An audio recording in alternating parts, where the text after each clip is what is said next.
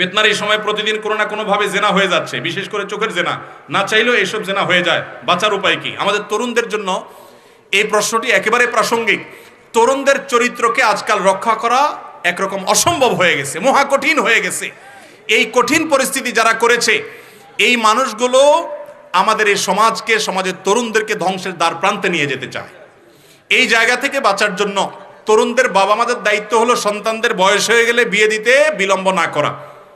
মুরব্বীদের দায়িত্ব হলো ছেলেদের উপযুক্ত হলে, কোন রকম ডাল ভাতের জোগাড় করার মতো হলে সাথে সাথে বিলম্ব না করে তাকে বিয়ে দিবেন। আমার কথা না, নবী করিম সাল্লাল্লাহু আলাইহি সাল্লামের কথা। বিয়ে দেরিতে দিলে সমাজ নষ্ট হবে, ফাসাদ হবে, জেনা ব্যভিচার বাড়বে, ইফটিজিং বাড়বে, যুবকরা নষ্ট হবে। এর ক্ষতিটা সবচেয়ে বেশি বাপ মাকেই সাফার করতে হবে। এই জন্য সন্তানদেরকে বিয়ে দেয়াতে বিলম্ব করবেন না, চাচারা ভালো করে শুনে রাখেন। আর যুবকরা বিয়ের জন্য শুধুমাত্র অস্থির হয়ে আমার কাছে প্রশ্ন দিবেন না, টাকা পয়সা রোজগার করেন।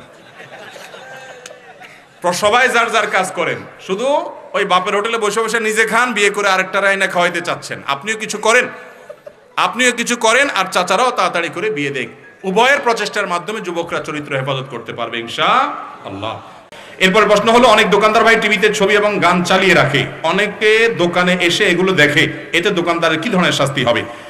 এটা ঠিক যে বিশেষ করে গ্রামাঞ্চলে চায়ের দোকানগুলো তো টেলিভিশন ছাড়া, দোকানদার বেচারা দুইটা বাক্স রাখছে, একটা ক্যাশের বাক্স ব্যবসার টাকা এখানে রাখার জন্য, আরেকটা বাক্স রাখছে ওইটা হলো জাহান্নামে যাওয়ার জন্য, যত যা রসদ দরকার সবগুলো সে সেখানে রেখে দিয়েছে।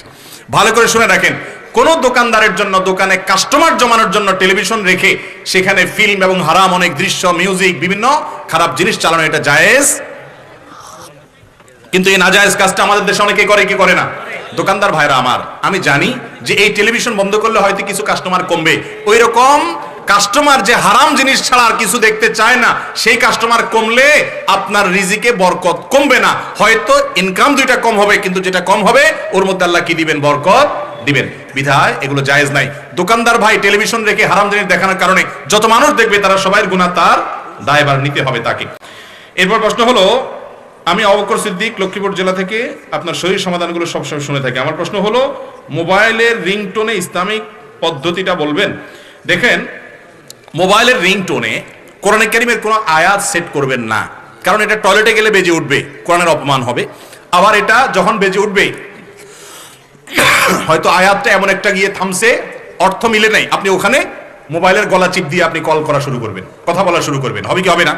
তখন আয়াতটা অপূর্ণাঙ্গ থাকবে, এটা কোরআনের সাথে বেয়াদবি হয়। এই জন্য রিংটোন হিসেবে কোরআনে কারীমের আয়াত রাখা জায়েজ নাই। তাই বলে কোরআনে কারীমের আয়াত রাখবেন না দেখে কি মিউজিক রাখবেন? কোনো মিউজিক সেট করা, আমাদের অনেকের মোবাইলের রিংটোন হিসাবে বিভিন্ন গান, মিউজিক রাখা আছে, এটা কি না? জায়েজ নাই, সরাসরি হারাম।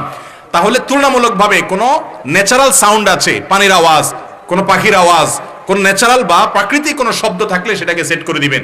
বা কোনো ভালো গানের কথা, ভালো ইসলামিক গান বা কোনো ভালো গান যেখানে খারাপ কোনো কথা নাই, সেখানে মিউজিক নাই, সেটাকে আপনি রিংটোন হিসাবে সেট করবেন, তাহলে ইনশাআল্লাহ জায়েজ হবে।